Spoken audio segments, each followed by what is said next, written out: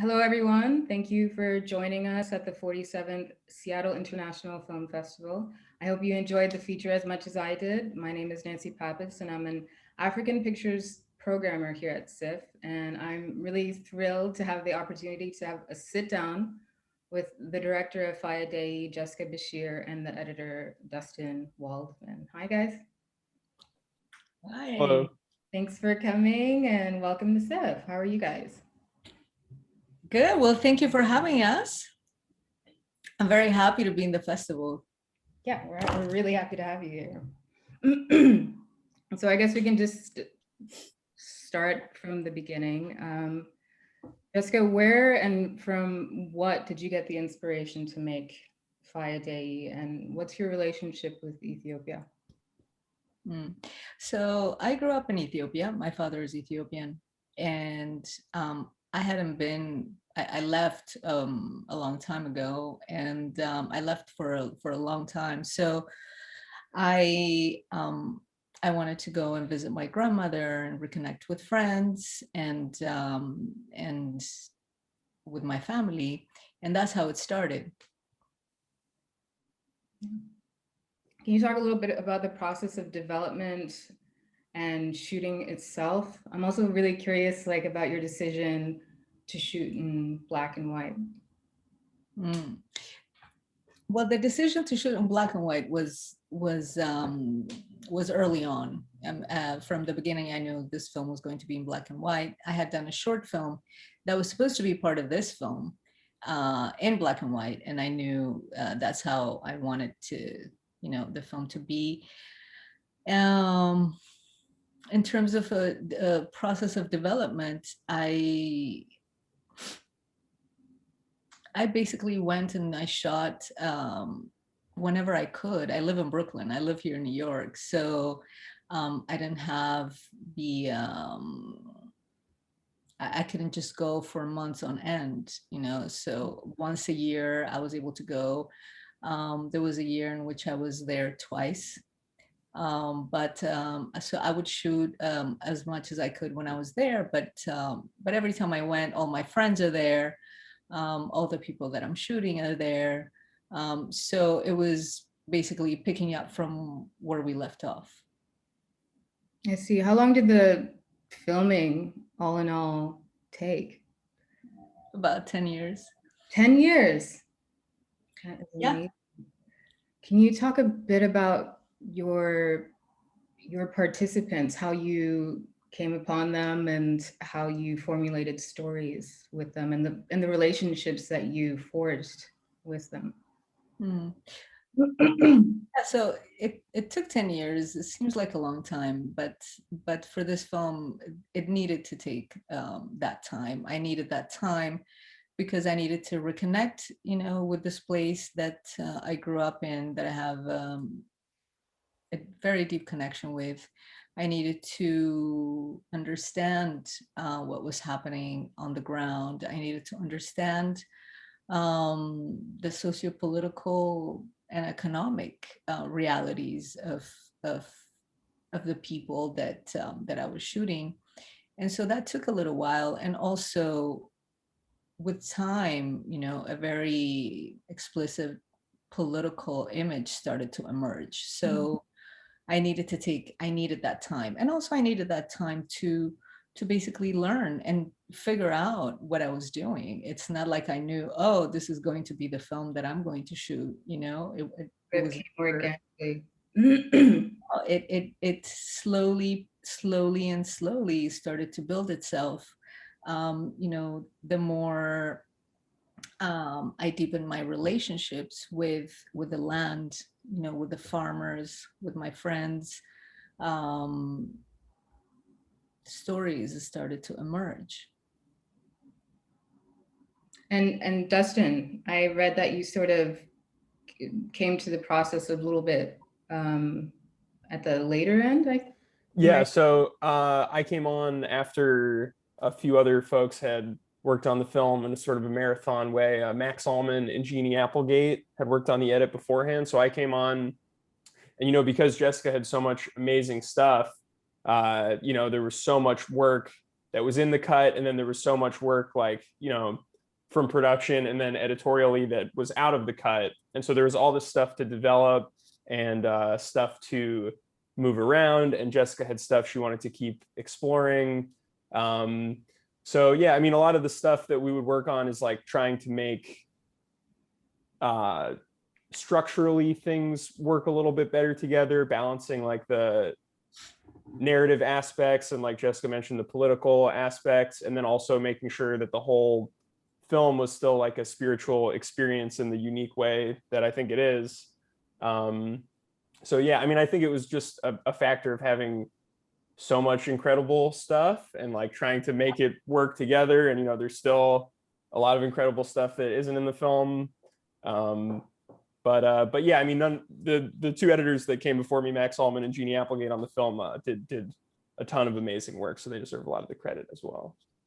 Yeah, I mean, 10 years is a long time. Was there any point in the process, because technology changes, you know, political climates change, some participants leave, some participants don't want to be a part. Did you have to go back and rearrange some of your narrative at all, or was it pretty much a very like long and beautiful linear process? I don't think there's anything linear about this film, you know, not in the, I mean, not in any way. I don't think there was anything linear. I had to also learn very much to understand that whatever presented itself in the moment was the right thing to do. So I wasn't necessarily holding on to something that I didn't have, or, you know, because a lot of the times, you know, you have an idea that you want to go and shoot, and then you come back with none of that, you know. Yeah. However, you end up coming back with something else that you never thought about. So it was that, you know, give and take, and it's very hard to control these things, you know, in any way.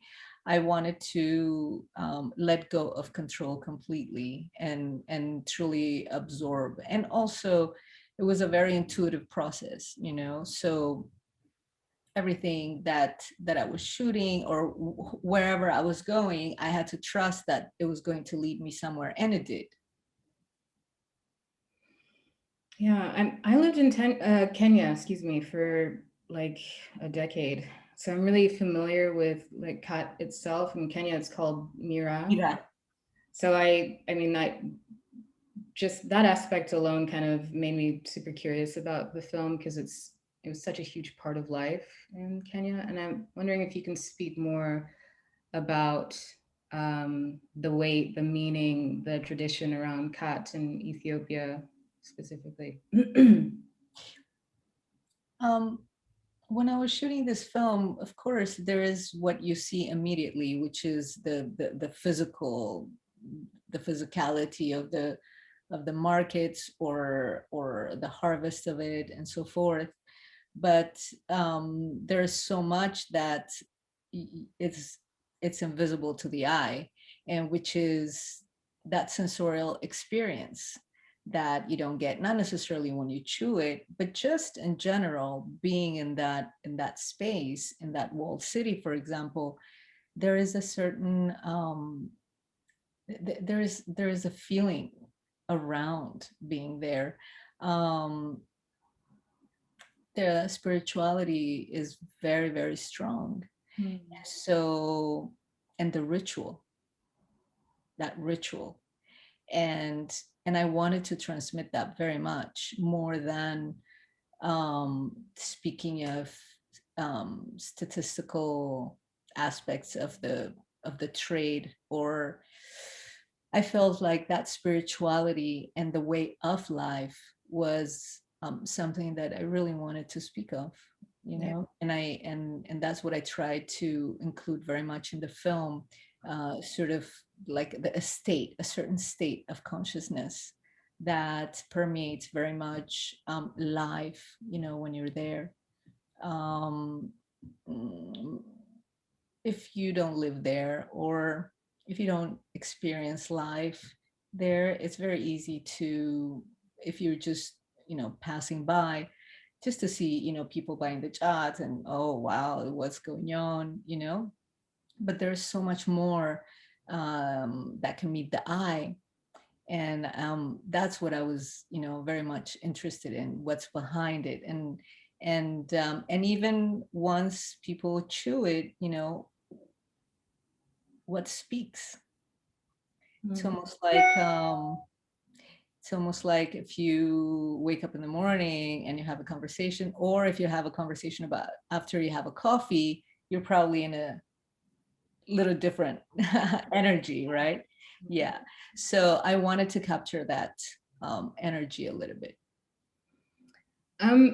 Harar is a significant place in Ethiopia. Can you speak more about, I mean, I know that it's sort of like an ancient and like fabled area, and I know it for, the hyenas of Harar, but can you speak more about the significance of that area in Ethiopia?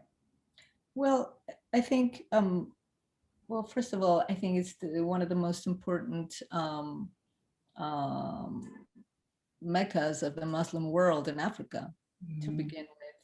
Yeah. And then two, that spirituality, again, I come back to that spirituality because that's very strong in people, in the way that they express themselves, in the way that they conduct themselves, and so forth. And one thing I realized very much is this mythological aspect of the chat itself, because it's in everyone's consciousness. Even when you pray, when you do some dua before you sit down to chew, people pray to Azur Karleni, this man who's the father of chat or something. So I asked, who this person was, and it seemed a common knowledge. Everyone knew who Azur Karleni is. This is the person who finally found chat. So I wanted that very much to guide this film, because like I said, it's part of the culture, it's part of that daily consciousness of people. They understand that, they know that, they pray to that. And so yeah, that's and also I wanted to I feel like that mythical aspect of the film was very important to give it like a vaster significance to what this leaf is, because every plant in the world, medicinal plant, because most of these are medicinal plants that later on get used for so like the coca leaf, for example. It's a medicinal plant, the way that the indigenous people used to use it. Then it becomes mainstream, commercialized, and so forth. But this leaf is and was used as a medicinal plant, and more than anything by the Sufi Muslims for their religious meditations, for transcendence, revelations, so many things. Now it has become commercialized and so forth, but I wanted to go to that past, and also to relating it to water. What is the significance of water? Because this mythical man was looking for the water of eternal life, and so to me, I was thinking about thinking of Mami, one of the people who's one of the persons who's in the film, the small kid. He's thinking constantly about water, and so for me, all of these things started to attain a larger significance. I mean, agreed. I truly feel film is like, it can be a universal tool of communication and for anybody to partake in like that journey. But I do wonder, with the significance of a very specific place and specific tradition, have you spoken to any Ethiopian audiences? Is there familiarity there? Is there appreciation there? Is there understanding? What are their thoughts on Faya Dayi? Well, the film, it premiered virtually, so I haven't, necessarily had like this huge conversations, but yeah, with my friends, um, they definitely understand. Um, they definitely understand the film. It's something that they relate to. It's something that they have. Some of them have grown up with. Some of them, their grandmothers used to sell chat, for example. So they understand very much, the significance of this, and more importantly, the feedback, if anything, that I got was that the economic significance, but also why are people, going into chat very much? Used to, yes, it's been around forever. Um, People have to chat forever and had it, but not like this. Now it's just completely exploded, and beyond Harar, all throughout the country. So then you start asking, why? And there are a lot of answers to that, but I focused on the youth. I wanted to focus on the youth and what it meant to them.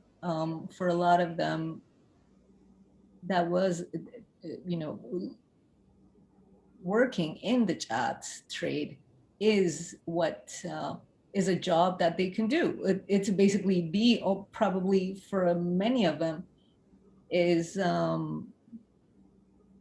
what can give them some sort of economic sustenance. And if you don't do that, then where are the jobs? So mostly it's kind of like a prompting questions, why? So that's something I wanted to do instead of, arrive at very concrete conclusions. I wanted to have people think a little bit about why. Yeah, absolutely. Pivoting just a little bit, I might clear my throat. There's a quiet to this film that I really, really loved, and I'm just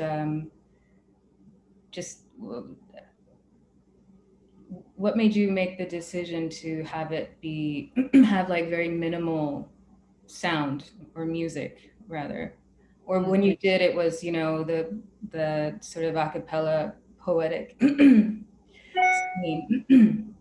But I felt like that the quietness of the music was in itself very powerful. And I was just wondering what your sort of creative decision around that was. I feel like it's not very quiet, but I understand what you mean though. I feel like that reflects how it feels to be there. That's how it feels to be there, to spend a little time there.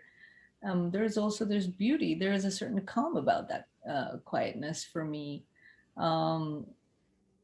There are some songs in it, but they are songs that people are singing in their rituals, not from outside or anything like that. But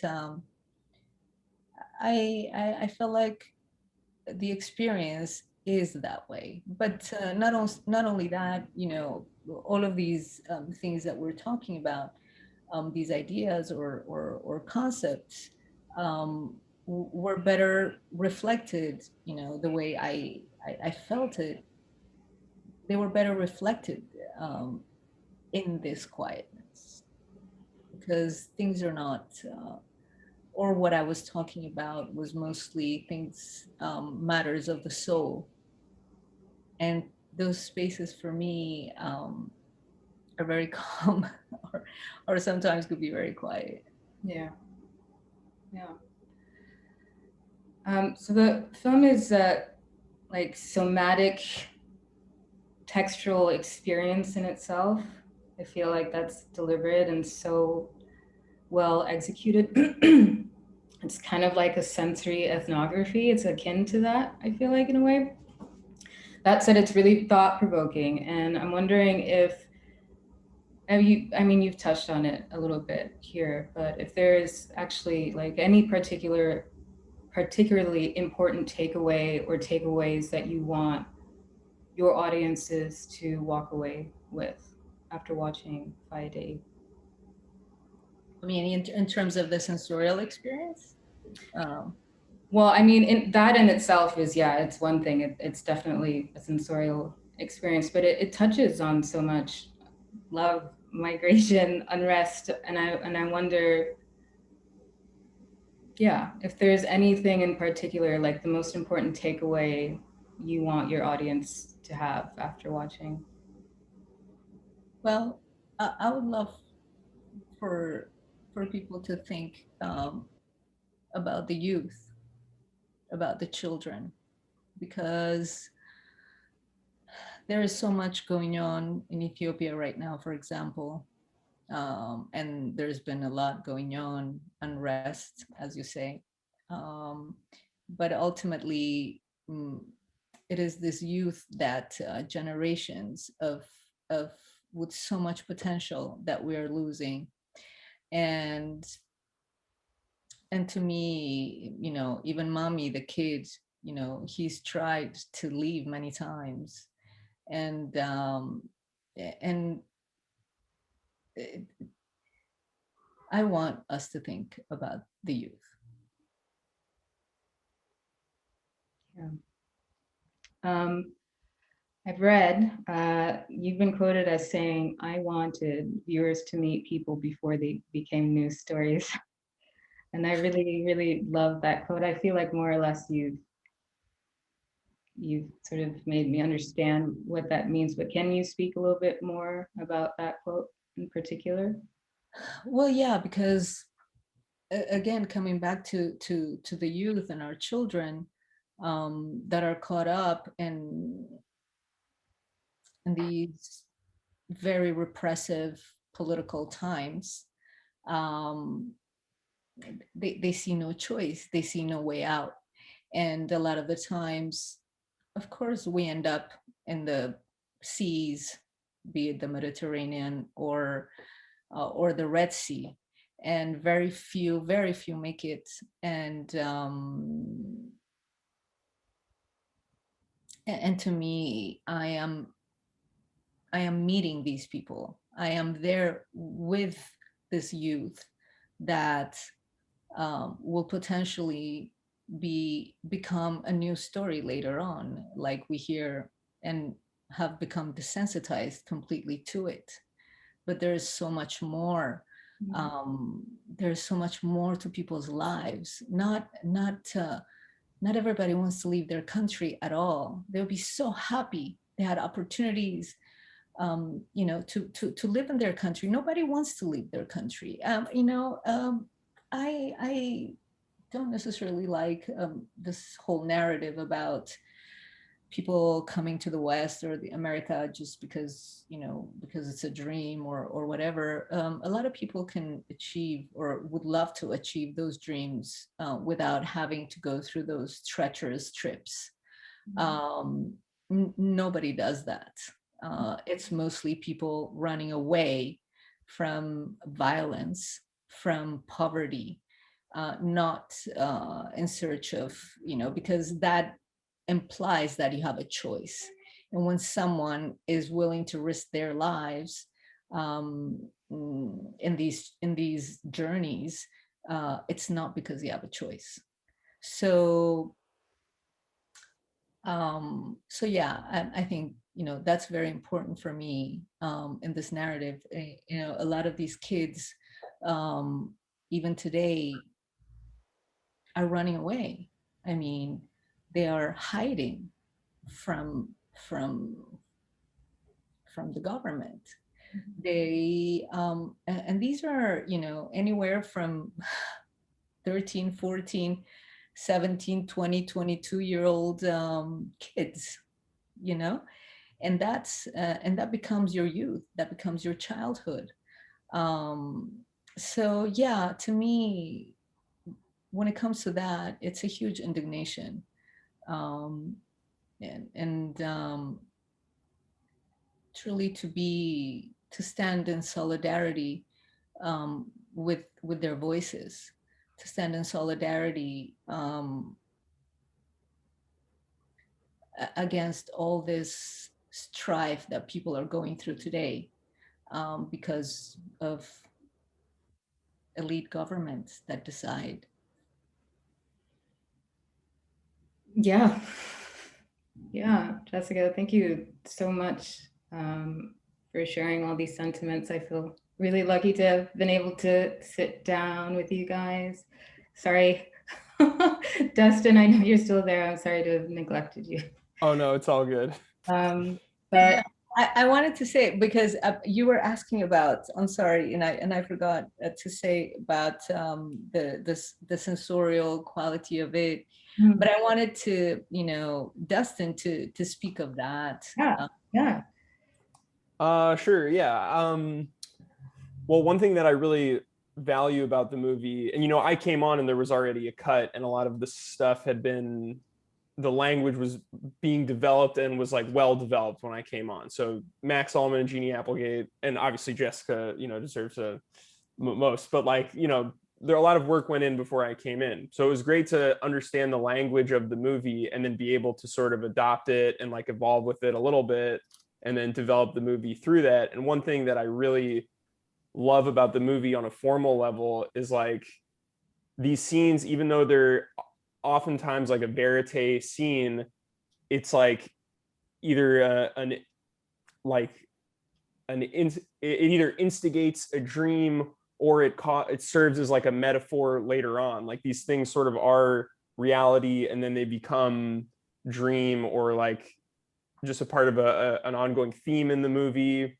And at least for me, it's like been a different way of thinking about editing and like thinking about filmmaking. And Jessica has a very unique approach to filmmaking, which I think, you see the results are super unique and engrossing, but like that everything you touch in like we've been referring to it like Sudoku sometimes, that's like when you do one thing, it does affect something that happens an hour later, like in your soul and in your mind.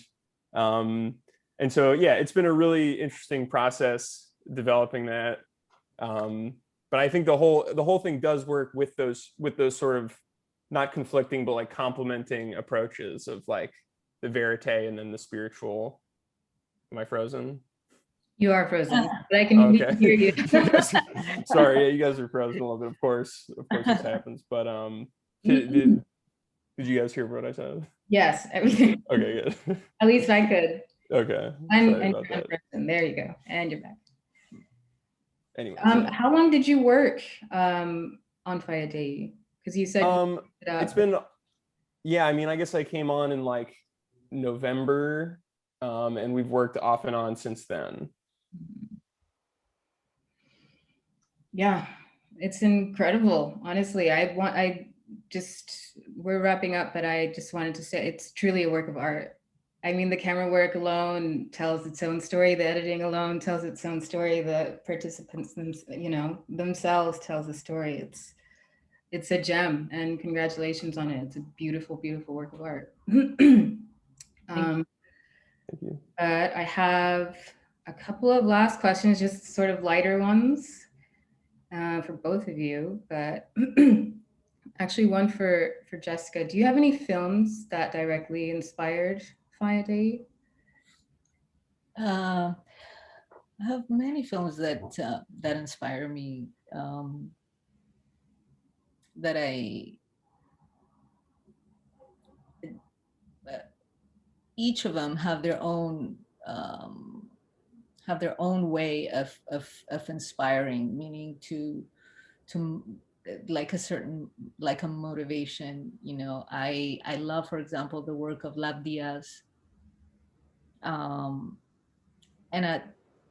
also at the level of even thinking that it's possible to go and shoot this by myself, it's, you know, when I'm watching him, you know, and doing his thing, it always gave me force to say, yeah, I can go do it. Or Nuri Bilge Ceylan, who also, you know, did the same thing.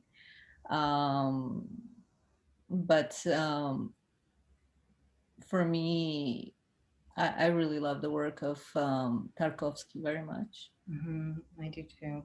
Very, very much. It always, for me, it always feels like he speaking to my soul in a way. So I really love that. You know, I really love his work very much. And it's always like I blank out, but you know, I have so many. When it comes to sound, I really love Lucrecia Martel, and what she does in every single one of her films is just it's just incredible to, you know, to me. I really love her. Api Chatpong, We're Ascetical. I remember the first time I saw a film of his, Tropical Malady, something happened to me. I don't know, something happened to me, you know, Yeah. and ever since. Um, Jibril Diop Mambeti's films I really, really love very, very much. There are so many. Yeah, I mean, that was my next question. I'm an African films programmer, but I'm always curious to know what, you know, people's African film picks are. I don't know if you have any. Yeah, Abraham Sisako. absolutely. I remember when I also saw Hermakono, Waiting for Happiness. Hermakono, I don't know if I'm pronouncing it right. I think it's called Waiting for Happiness. That sounds And really familiar. same thing, something happened inside of me, so beautiful. Yeah. Yeah. Dustin, do you happen to have any African films that stand out in your mind? Or your favorite films, whichever films that influenced you most to Right. I mean, we definitely talked a lot about Tarkovsky, and it was very important that I watch Mirror. Jessica was insisting that I watch Mirror, which I had never seen before. And we talk about Khalik Allah's films a lot, and Ramel Ross's films a little bit. We talk about Lucretia Martel sometimes, but yeah, you know, I definitely tried to take cues from Jessica, who has a pretty amazing film knowledge, and you know, explore those movies and you know, incorporate them into the style of the film. Yeah. That's awesome. We've reached the end of our Q&A. Thank you for your wonderful film. And to our audience, spread the word about Faya Dayi. Thanks for coming. And join us for more SIFF films. Thanks. Thank you. Thank you.